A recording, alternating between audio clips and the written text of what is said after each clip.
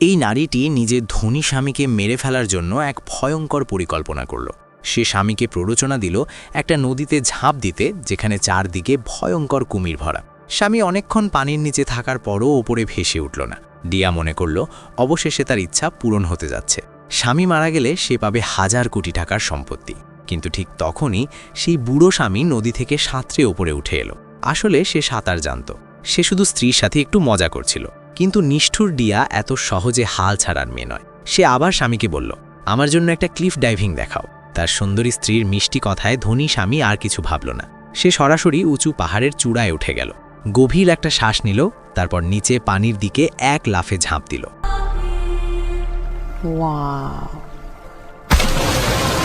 কিন্তু এবার ফলাফলটা ভয়ঙ্কর হয়ে গেল। এইবার ধনী স্বামী আর কখনো পানির উপর ভেসে উঠল না। চারদিকে তাকালো, কিন্তু কোথাও স্বামীর কোনো চিহ্ন নেই। নিজের পরিকল্পনা সফল হয়েছে বুঝে সে আনন্দে হেসে উঠল। সে কল্পনা করতে লাগল এখন থেকে তার জীবন হবে অঢেল সম্পদ আর স্বাধীনতার জীবন।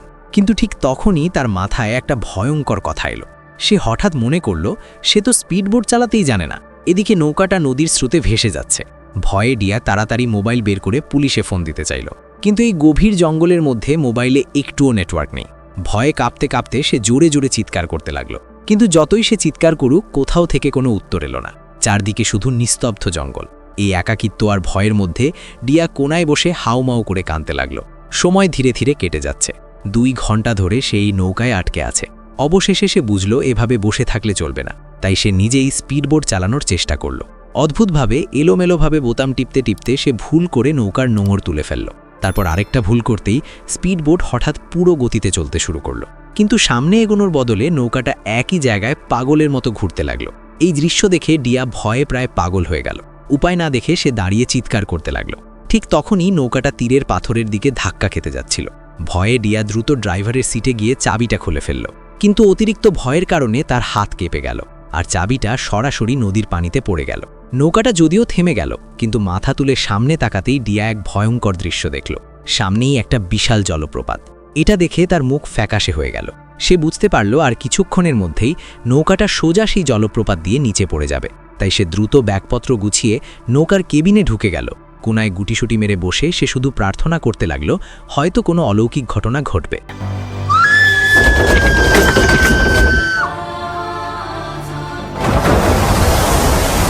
অদ্ভুতভাবে ডিয়ার ভাগ্য এবার ভালোই ছিল। এই জলপ্রপাতটা খুব বেশি উঁচু ছিল না। নৌকাটা পড়ে যাওয়ার পর নদীর স্রোত তাকে আবার তীরে ঠেলে দিল। কিছুটা স্বস্তি পেয়ে সে দ্রুত ব্যাগ থেকে মোবাইল বের করল। কিন্তু দুর্ভাগ্য, এখনও মোবাইলে একটুও নেটওয়ার্ক নেই। হতাশ হয়ে সে চিৎকার করে উঠল। কিছুক্ষণ পর সে নিজেকে একটু শান্ত করল। প্রথমে ব্যাগ থেকে একটা আই প্যাচ বের করে চোখে লাগালো। তারপর সাহস বাড়ানোর জন্য কয়েক চুমুক শক্ত মদ খেল। সে বুঝতে পারল এভাবে বসে থাকলে মৃত্যু নিশ্চিত। তার চেয়ে জঙ্গলে ঢুকে বেঁচে থাকার চেষ্টা করাই ভালো। হয়তো সেটাই তার বেঁচে থাকার শেষ সুযোগ। এই ভাবনা মাথায় আসতেই সে আয়নার সামনে দাঁড়ালো, নিজেকে সুন্দর করে মেকআপ করল। তারপর পরল একটি উজ্জ্বল লাল রঙের পোশাক আর পায়ে দিল 10 সেন্টিমিটার উঁচু হাই হিল। এরপর ডিয়া সরাসরি বিপদে ভরা সেই গভীর জঙ্গলের দিকে হাঁটতে শুরু করল। কিন্তু বেশি দূর যাওয়ার আগেই সে মাটিতে কিছু অদ্ভুত প্রাণীর পায়ের ছাপ দেখতে পেল। সে সেই পায়ের ছাপের দিকে তাকিয়ে দেখল সামনে নদীর ধারে একটা বিশাল ভালুক পানি খাচ্ছে। এই দৃশ্য দেখে ডিয়া ভয়ে একদম স্থির হয়ে গেল। ঠিক তখনই ভালুকটা মাথা তুলে ডিয়াকে দেখতে পেল। পরের মুহূর্তেই ভালুকটা তার দিকে দৌড়ে আসতে শুরু করল। ভয়ে ডিয়া পাগলের মতো দৌড়াতে লাগল। কিন্তু তার পায়ে ছিল উঁচু হাই হিল, তাই বেশিক্ষণ দৌড়াতে পারল না। হঠাৎ ভারসাম্য হারিয়ে সে মাটিতে পড়ে গেল। এদিকে ভালুকটা প্রায় তার কাছে পৌঁছে গেছে। মরম ভয় পেয়ে ডিয়া দ্রুত হাই হিল খুলে ভালুকের দিকে ছুঁড়ে মারল। অদ্ভুত ব্যাপার হলো, ভালুকটা হঠাৎ সেই জুতোর গন্ধে আকৃষ্ট হয়ে গেল। সে জুতোর কাছে গিয়ে পাগলের মতো শুঁকতে আর চাটতে লাগল। এই সুযোগে ডিয়া দ্রুত উঠে দৌড়ে জঙ্গলের ভেতরে লুকিয়ে পড়ল। এভাবেই সে অল্পের জন্য মৃত্যুর হাত থেকে বেঁচে গেল। ধীরে ধীরে সন্ধে নেমে এলো। জঙ্গলের ভেতর তাপমাত্রা দ্রুত কমতে লাগল। শীত থেকে বাঁচতে ডিয়া আদিম মানুষের মতো কাঠ ঘষে আগুন জ্বালানোর চেষ্টা করল। কিন্তু এত ঘষাঘষি করার পরও একটুও আগুন বেরোল না।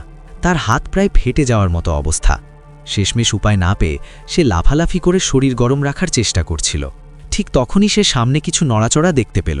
মনে হলো একটা সাদা রঙের মাংসাশী প্রাণী দাঁড়িয়ে আছে। ভয় পেয়ে ডিয়া সঙ্গে সঙ্গে দৌড় দিল, কিন্তু অন্ধকারের কারণে হঠাৎ সে একটি গাছের গুঁড়িতে হোঁচট খেল। মাটিতে পড়েই সে অজ্ঞান হয়ে গেল। পরের দিন সকালে ডিয়া ধীরে ধীরে জ্ঞান ফিরে পেল। তখন সে বুঝতে পারল গতরাতের সেই সাদা প্রাণীটি আসলে একটি ছোট নিরীহ শিয়াল ছিল। কিন্তু এত ভয়ঙ্কর ঘটনার পর ডিয়া এখন ভীষণ ক্ষুধার্ত। তার পেট যেন পিছের সাথে লেগে গেছে। উপায় না পেয়ে সে ব্যাগ থেকে মোবাইল বের করে খাবারের ছবি দেখতে লাগল। ভাবল হয়তো এতে একটু মন ভরবে, কিন্তু উল্টো তার ক্ষুধা আরও বেড়ে গেল। হঠাৎ সে ব্যাগে 1 বোতল ফাউন্ডেশন দেখতে পেল। ক্ষুধায় পাগল হয়ে সে সেটাই মুখে ঢেলে দিল, কিন্তু পরের মুহূর্তেই বিরক্ত হয়ে সব উগড়ে দিল। ডিয়া যখন বুঝতে পারছিল না কি করবে, তখন পাশে থাকা ছোট শিয়ালটা মনে হলো তার সমস্যাটা বুঝতে পারল। শিয়ালটা সামনে সামনে হাঁটতে লাগল।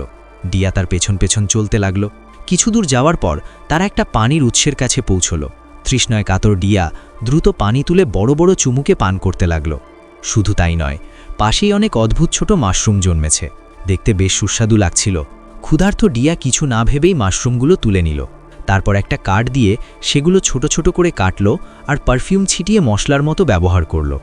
এরপর সে আনন্দ করে মাশরুম খেতে লাগল। কিছুক্ষণের জন্য ডিয়ার ক্ষুধা মিটে গেল, কিন্তু অল্প সময়ের মধ্যেই তার মাথা ঘুরতে শুরু করল। চারপাশ যেন ঘুরছে, এমনকি সে দেখতে পেল আগের সেই ছোট শিয়ালটা মনে হচ্ছে যেন মানুষ হয়ে গেছে। আসলে ডিয়া এক ধরনের বিষাক্ত মাশরুম খেয়েছিল। বিষ শরীরে ছড়িয়ে পড়তেই তার চোখ অন্ধকার হয়ে এলো। পরের মুহূর্তেই সে আবার অজ্ঞান হয়ে পড়ল। ভাগ্য ভালো, সে খুব বেশি মাশরুম খায়নি, তাই কিছুক্ষণ পরই আবার জ্ঞান ফিরে পেল। আবার জঙ্গলের পথে হাঁটতে শুরু করল ডিয়া। হঠাৎ সে অবাক হয়ে দেখল জঙ্গলের ভেতর থেকে ধোঁয়া উঠছে।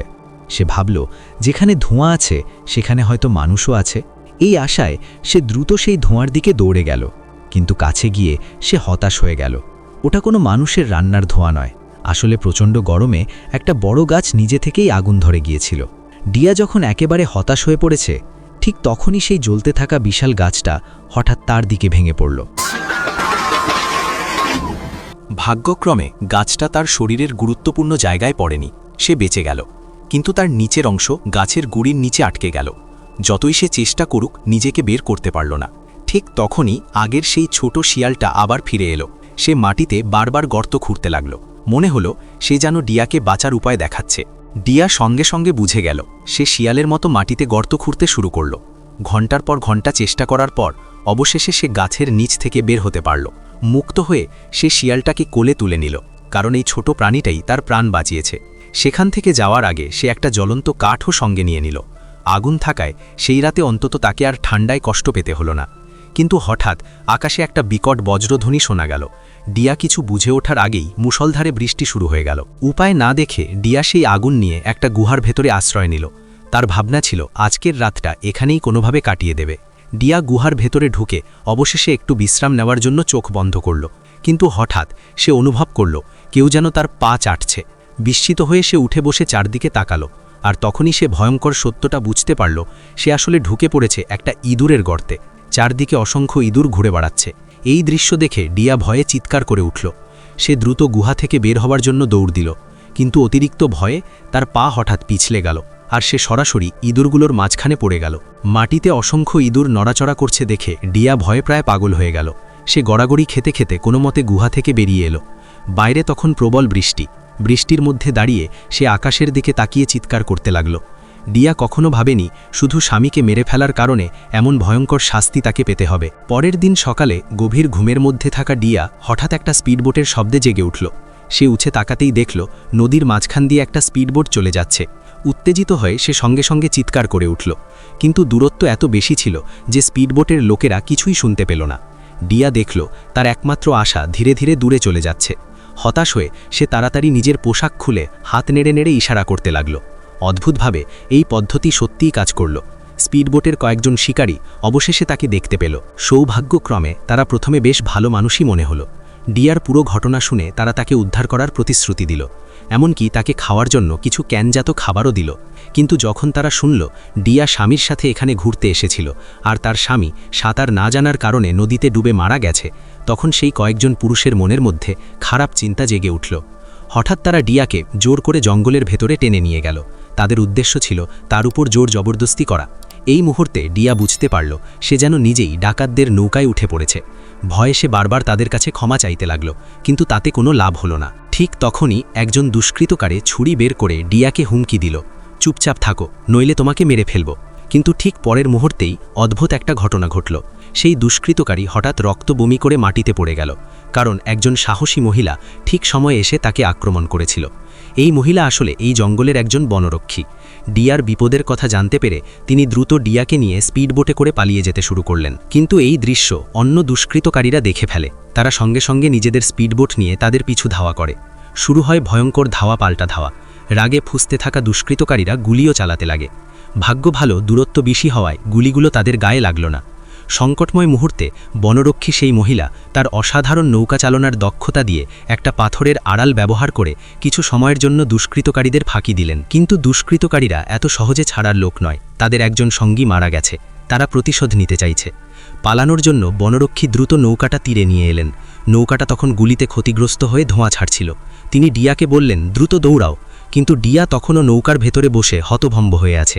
ভাগ্য ভালো, বনরক্ষী আবার ফিরে এসে ডিয়াকে টেনে নামালেন।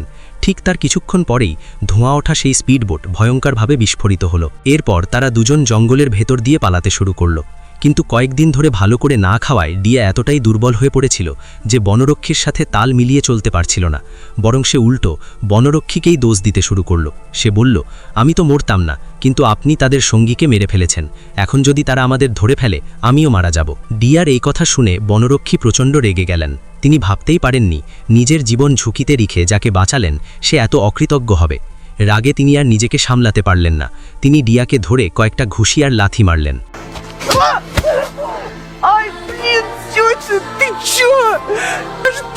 ব্যথায় কাতর হয়ে ডিয়া দ্রুত ক্ষমা চাইতে লাগল। সে বলল, আমি আর কখনো এমন কথা বলবো না। ডিয়া শান্ত হয়ে গেলে বনরক্ষী অবশেষে তাকে ক্ষমা করলেন। তারপর তারা দুজন একটা জলপ্রপাতের নিচে গিয়ে শরীরের কাদা ধুয়ে নিল। এরপর তারা নদীর ধারে এসে বসে কোনো নৌকা যায় কিনা সেটা দেখতে লাগল। কিন্তু সকাল থেকে রাত পর্যন্ত অপেক্ষা করেও কোনো নৌকা দেখা গেল না। ভাগ্য ভালো, বনরক্ষীর বেঁচে থাকার অনেক অভিজ্ঞতা ছিল। অল্প সময়ের মধ্যেই তিনি কয়েকটা ছোট মাছ ধরে ফেললেন। ফলে বহুদিন পর ডিয়া পেট ভরে খাবার খেল। খাওয়া শেষ করে তারা দুজন গাছের ডালের নিচে একসাথে হেলান দিয়ে সেই রাতটা কোনোভাবে কাটিয়ে দিল। পরের দিন সকালে ঘুম থেকে উঠেই বনরক্ষী দিদি ব্যস্ত হয়ে পড়লেন। তিনি জঙ্গলের চারপাশে বিভিন্ন ফাঁদ বসাতে শুরু করলেন, কারণ তিনি আন্দাজ করেছিলেন ওই দুষ্কৃতকারীরা খুব শিগগিরই তাদের খুঁজে এখানে চলে আসবে। কিন্তু ডিয়ার আচরণ ছিল একেবারে উল্টো। সে কোনো চিন্তাই করছিল না, বরং ব্যাগ থেকে মেকআপ বের করে নিজের মুখ সাজাতে ব্যস্ত হয়ে পড়ল। বনরক্ষী দিদি এসব নিয়ে তর্ক না করে লাইটার দিয়ে এক গাদা কাঠে আগুন ধরালেন। সব প্রস্তুতি শেষ করে তিনি ডিয়াকে বললেন, চলো, এক্ষুনি এখান থেকে চলে যেতে হবে। ঠিক যেমনটা তিনি ভেবেছিলেন, আগুনের ধোঁয়া খুব দ্রুত দুষ্কৃতকারীদের নজরে পড়ল। কিছুক্ষণের মধ্যেই তারা সেই জায়গায় পৌঁছে গেল। কিন্তু সেখানে এসে দেখল ডিয়া আর বনরক্ষী ইতিমধ্যেই সেখান থেকে পালিয়ে গেছে। ঠিক তখন একজন দুষ্কৃতকারী গাছের ডালে ঝুলে থাকা একটা চিতাবাঘের ছাপওয়ালা মাস্ক দেখতে পেল। সে সেটা স্মৃতি হিসেবে নামিয়ে নিতে গেল, কিন্তু মাস্কটা টানতেই হঠাৎ একটি ফাঁদ সক্রিয় হয়ে গেল।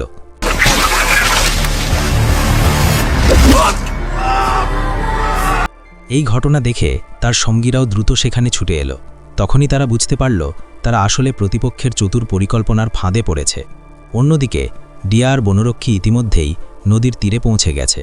তারা দুষ্কৃতকারীদের স্পিডবোট নিয়ে পালানোর প্রস্তুতি নিচ্ছিল। বনরক্ষী প্রাণপণ চেষ্টা করে নৌকাটা পানিতে ঠেলছিলেন, কিন্তু ডিয়া তখনও নৌকার ভেতরে বসে নিঃশ্বাস ফেলে বসে আছে। এতে বনরক্ষী দিদি খুব রেগে গেলেন। তিনি চিৎকার করে বললেন, ডিয়া, তাড়াতাড়ি সাহায্য করো। তখন ডিয়া অবশেষে একটা বৈঠা তুলে নিল আর নৌকা চালাতে লাগল। কিন্তু ততক্ষণে অনেক দেরি হয়ে গেছে। ঠিক তখনই একটা গুলি এসে বনরক্ষীর পায়ে লাগে। তবুও তিনি অসহ্য ব্যথা সহ্য করে শেষ শক্তি দিয়ে স্পিডবোটটাকে নদীতে ঠেলে দেন। তারপর তিনি ডিয়াকে অনুরোধ করলেন, ফিরে এসো, আমাকে বাঁচাও। কিন্তু দুষ্কৃতকারীরা দ্রুত কাছে আসতে দেখে ডিয়া ভয়ে নৌকার ভেতরেই লুকিয়ে রইল। সে আর বের হওয়ার সাহস পেল না। এভাবেই বনরক্ষী দিদি দুষ্কৃতকারীদের হাতে ধরা পড়ে গেলেন। রাগে বনরক্ষী ডিয়ার দিকে তাকিয়ে থুথু ফেললেন, আর ডিয়া নৌকার ভেতর বসে সবকিছু ঠান্ডা মাথায় দেখছিল। এরপর দুষ্কৃতকারীরা বনরক্ষীকে টেনে নিয়ে জঙ্গলের ভেতরে ঢুকে গেল। তাদের উদ্দেশ্য ছিল তাকে হত্যা করা। কিন্তু ঠিক তখন বনরক্ষী বললেন, আমাকে মেরে ফেললে ভয়ঙ্কর অভিশাপ নেমে আসবে। অদ্ভুতভাবে এই কথা বলার পরই হঠাৎ চারপাশে তীব্র ঝড় শুরু হয়ে গেল। এই দৃশ্য দেখে দুষ্কৃতকারীরা ভয় পেয়ে গেল। তারা ভাবতে লাগল, হয়তো এই মহিলা সত্যিই অলৌকিক শক্তির আশীর্বাদ পেয়েছেন। দলের নেতা এসব বিশ্বাস না করে তাকে গলা টিপে মারতে এগিয়ে গেল। কিন্তু ঠিক তখনই তার নিজের এক সঙ্গী পেছন থেকে তাকে আক্রমণ করল, কারণ সে বিশ্বাস করেছিল যদি তারা তাকে হত্যা করে তাহলে অভিশাপ নেমে আসবে। ঠিক সেই মুহূর্তে ডিয়া আবার ফিরে এলো। এই সুযোগে বনরক্ষী দ্রুত দুষ্কৃতকারীর বন্দুক ছিনিয়ে নিলেন। তারপর দুজনে মিলে বাকি দুষ্কৃতকারীদের পরাজিত করল। এরপর তারা শহরে ফিরে গেল। ডিয়া তার ধনী স্বামীর 1000 কোটি টাকার সম্পত্তি আইনগতভাবে উত্তরাধিকার হিসেবে পেয়ে গেল। বনরক্ষী দিতি তার জীবন বাঁচিয়েছেন, এই কৃতজ্ঞতায় ডিয়া প্রায় প্রতিদিন তাকে নিয়ে বাড়ে ঘুরতে যেত। এর কিছুদিন পর তারা আবার সেই জঙ্গলে ফিরে এলো। ডিয়া অনেক টাকা খরচ করে অনেক খাবার কিনে আনলো, কারণ সে সেই ছোট শিয়ালটাকে ধন্যবাদ দিতে চেয়েছিল যে একসময় তাকে সাহায্য করেছিল। কিন্তু তারা যখন জঙ্গল থেকে বের হয়ে যাচ্ছিল, ঠিক তখনই সেই ছোট শিয়ালটি চুপচাপ স্পিড বোটে লাফ দিয়ে উঠল। মনে হলো সে যেন তাদের সঙ্গেই থাকতে চায়। এরপর থেকে ডিয়া, বনরক্ষী আর সেই ছোট শিয়াল তিনজন একসাথে নতুন জীবন শুরু করল। আর এখানেই গল্পটি শেষ হয়ে যায়। গল্পটি আপনাদের কেমন লেগেছে অবশ্যই কমেন্ট করে জানাবেন। আর এমন আরও নতুন নতুন ভিডিও পেতে চ্যানেলটি সাবস্ক্রাইব করতে ভুলবেন না। ভিডিওটি দেখার জন্য অসংখ্য ধন্যবাদ।